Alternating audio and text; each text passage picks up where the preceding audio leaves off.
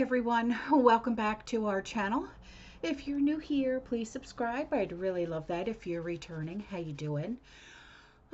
We have a few things to talk about. Okay, the first thing is this woman in this first video. Something seriously has to be done about these aiding and abettors. Really seriously. Okay, there's an attorney. Okay, she's an immigration attorney. She has 450,000 followers, and she's helping migrants avoid being caught by immigration.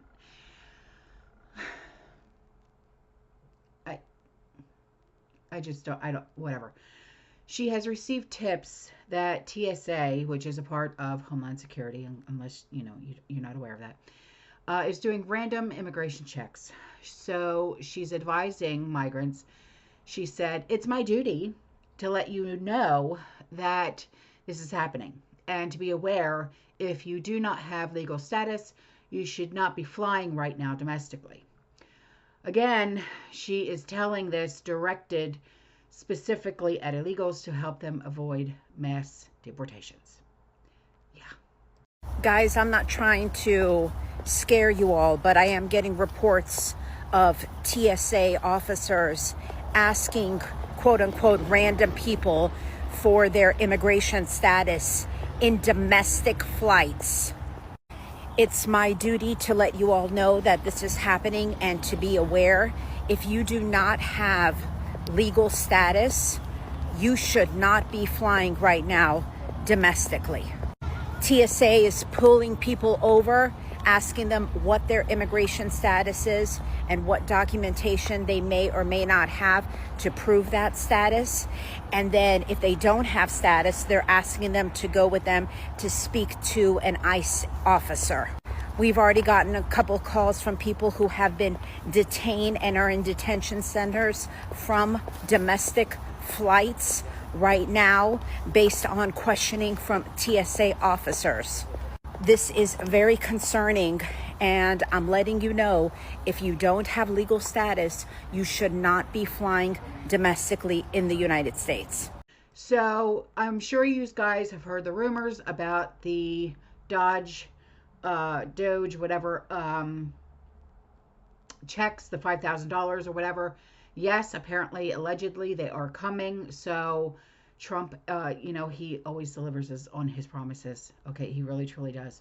Okay, so hopefully this does happen, because I know a lot of us could desperately use that help. So, Stephen, we're hearing about these DOGE dividend checks that would be 20% back to taxpayers, 20% to pay down the debt.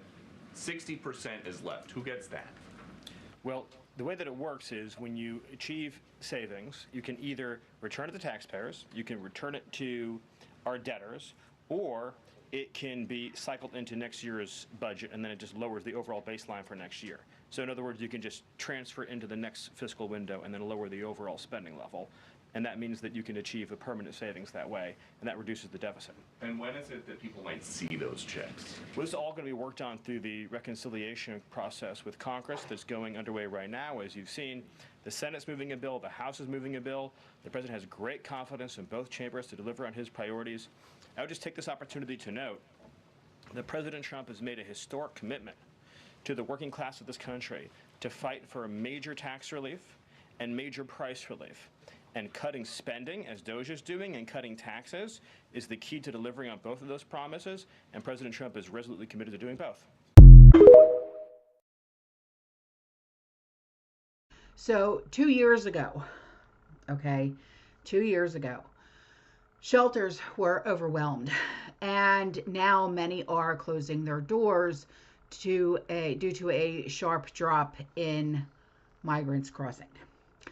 Texas facilities are reporting a near zero demand, with some shutting down entirely. Arizona and California shelters are emptied out, and New York City has closed multiple sites. And officials cite that 47's border policies as the driving force behind the decline, with northern Mexico also reporting a massive drop in migration. So Biden's border policy is finally over. So I have something that I'm going to read to you. Okay, hang on, okay, I had to blow that up just a little bit so I can see it. So I'm sure you can see that on the screen. It says 2 years ago, U.S. Border Patrol agents encountered 1,500 illegal immigrants every day in the El Paso sector alone. Now they're seeing roughly 80 per day amid 47's unprecedented effort to secure the homeland. Now organizations that once facilitated the invasion of illegal immigrants are finding out that sheltering them is no longer necessary. It's because migrants are not coming across the border right now.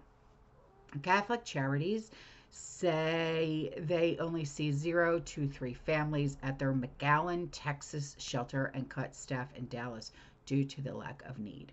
A Brownsville, Texas facility shut its doors due to the sudden decrease in asylum seekers over the past month.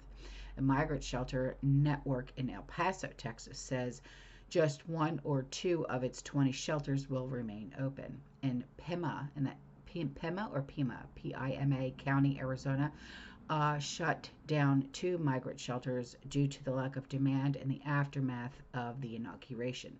In San Diego, California, a shelter has not had a single migrant walk through its doors since 47 took office and has since closed altogether. In New York City, a network of shelters that once housed thousands of illegal immigrants has been closed. In northern Mexico, local news reports the flow of illegal immigrants seeking to enter the United States has decreased enormously, with facilities that once housed or held thousands of illegals now seeing just a tiny fraction. And this is from the White House website. Now on to this. Senator Rand Paul. I talked about this the other day. He is demanding a full audit of Fort Knox, okay, where 147.3 million ounces of gold are supposedly stored. Well, there's a catch. And the catch is that the real audit was in 1974, meaning that the gold hasn't been officially checked in half a century. In 2017, Treasury Secretary Steve Mnuchin got a quick tour and joked, glad the gold is safe. But no formal inventory or purity test was even done. Now, Paul wants to count the bars, test the gold, and see if Fort Knox is more than just a fancy vault. He has given the U.S. Mint and Treasury until March 19th to prove that the gold is actually there. And I have a letter that was sent to a Secretary Scott Bessent from Rand Paul. And it says, congratulations on your confirmation as Secretary of Treasury. As we discussed during your confirmation, I appreciate your commitment to transparency throughout the department. Today, I write specifically about the United States Mint and the United States Bullion Depository at Fort Knox, Kentucky.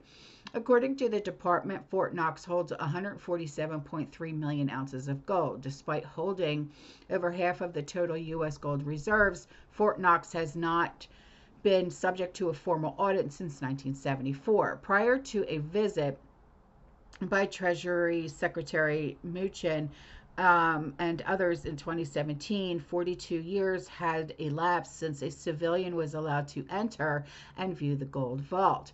While in the 2017 visit was a good first step, the Mint must commit itself to be subject to regular oversight procedures. As one of Kentucky's U.S. senators and chairman of the Homeland Security and Government Affairs Committee, which is responsible for oversight of all taxpayer-funded operations, including the Mint and the depository, I request an audit of the Mint's holdings, including testing of the gold. I further ask for in-person inspection of the entire depository and other holdings to be conducted by my staff and by me. Please coordinate with my office to arrange for such in-person inspection as soon as possible, but no later than March 19th, 2025. Thank you for your timely attention and consideration of my request. Sincerely, Rand Paul. Before I go, a community member wrote in and he said that he feels that this is what's coming soon. Labs in South America, especially in Brazil. Bermuda Triangle trap for Trump. Quakes in an area will lead to 51 declassified Area 51.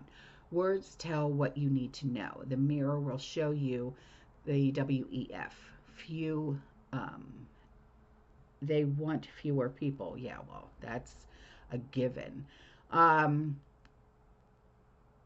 EGOD, which is DOGE spelled backwards, is electronic God, which, if they aren't very, very careful, they will push people to ask or even beg for AI to replace the government with, so to speak, putting people's faith further away from God, just like the Tower of Babel. Read Genesis 4, verses 7.